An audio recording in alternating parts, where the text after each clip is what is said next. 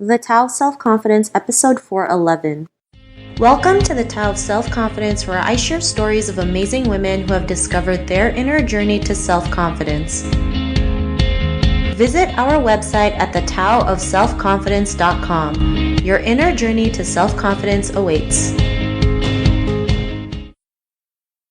Well, hello, friend. Welcome to the Tao of Self-Confidence, where I share stories of amazing women who have discovered their inner journey to self-confidence. I'm your host today, Sheena Yap-Chan, and today I have a phenomenal lady on the show today. She is a makeup artist, and I'm just really excited to have her on to share her story with us today. So without further ado, I'm going to introduce you to Gouri Kapur. Gouri, how are you today? Maybe you can fill in a little bit more about yourself to our listeners. Hi, Sheena. I am a makeup artist. I've been in this industry the last 19 years. And I started off when I was 23, when I had a son who was about 3.5. And I started my course when I went to Bombay. It was a 1-month workshop, after which I went to Canada. And then I just didn't have time to breathe because Bangalore was such a booming industry at that point of time that it just got me so busy that I really didn't have time for anything else. And then, of course, you pursue and you keep learning. There's never an end to learning. Awesome. Well, thanks for sharing that. And what's your cultural background?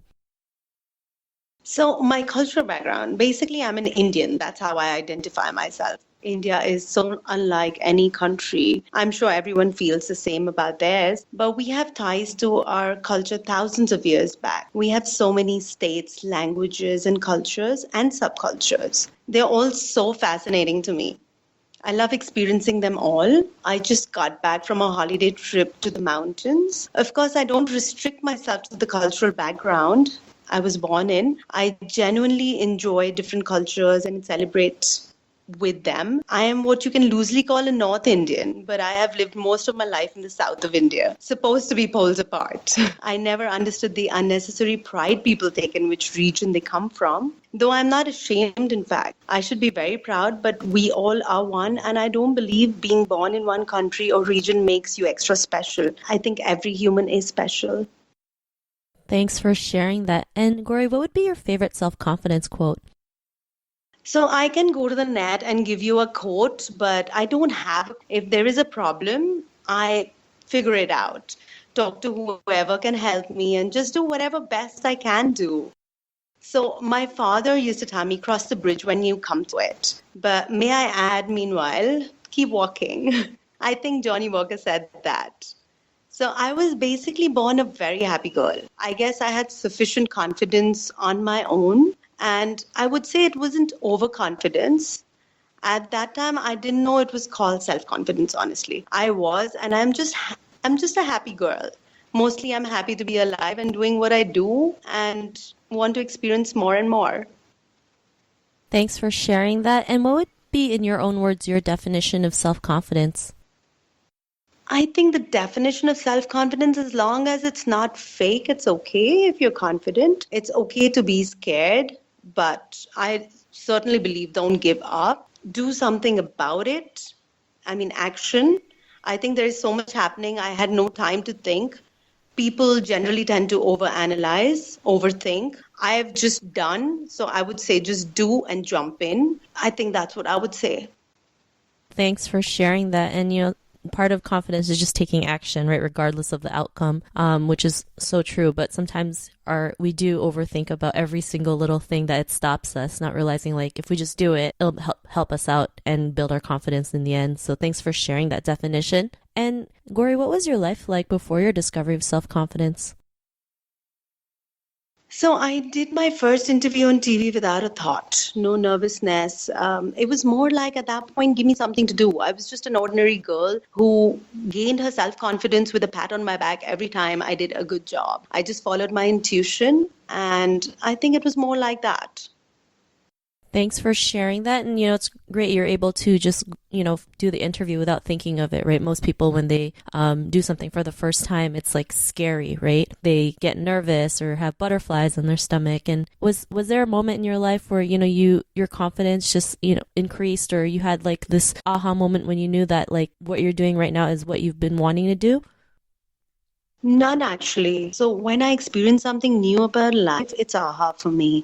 Small things are aha. Honesty, innocence, for instance. So it's been more like that. Thanks for sharing that. And, because of that realization, what's your life been like now? So I refuse to be cynical. I refuse to be calculative. I rise to challenges where I can challenge myself rather than trying to be calculative and manipulating for opportunities. I really don't have a mind for that. I try to work with happy, honest people. I think for starters, first be an honest and happy person yourself. Thanks for sharing that. And it's great that you're able to go out there and do, the things that you want and refuse to things that don't serve you, right? Sometimes it's hard to say no to those, especially growing up, in an Asian culture. But you're there doing it, you just say, nope, I'm going to do what I believe in. And it's a lot better, right? You feel a lot more free when you're able to do that. And to the woman who's listening to your episode, she may be in her own journey of self-confidence. What would be that one tip you would give to her? So I would say I don't think anyone would say it would be easy. We should stop cribbing, stop complaining, stop whining. If you feel like crying, cry, have a glass of whatever liquid that makes you happy and move on. Don't have a sense of entitlement. You have to earn it and keep earning. When it gets tiresome, I think we should just do something different. So don't stagnate, help others, do something for someone else without expecting something in return, at least sometimes. And I think that's what it is. Thanks for sharing those great tips. And it's so true, when you do something for someone else without anything in return, you actually get more than what you ever thought you expected, right? It's like when you give to the world, you get it back tenfold. So great tips that you mentioned. And, if our listeners wanted to get to know a little bit more about you and what you do, is there any social media links that we can connect with? Yeah, I do have a Facebook page, which is Gouri Kapur Academy. GouriKapurAcademy. Thanks for sharing that. And to our listeners, if you want to connect with Gouri, you can also head on over to the Tao of Self-Confidence and look up Gouri's name. Her show notes will pop up along with everything else we talked about. And I just want to thank Gouri for taking the time to share her story with us on self-confidence. So thank you so much. Thank you, Sheena. Not a problem. It was great having you on the show. And listeners, be on the lookout for another new episode of another amazing woman's journey to self-confidence. And we'll talk to you soon. Bye for now. Bye, Sheena. Thank you for tuning in to another amazing episode of the Tao of Self-Confidence.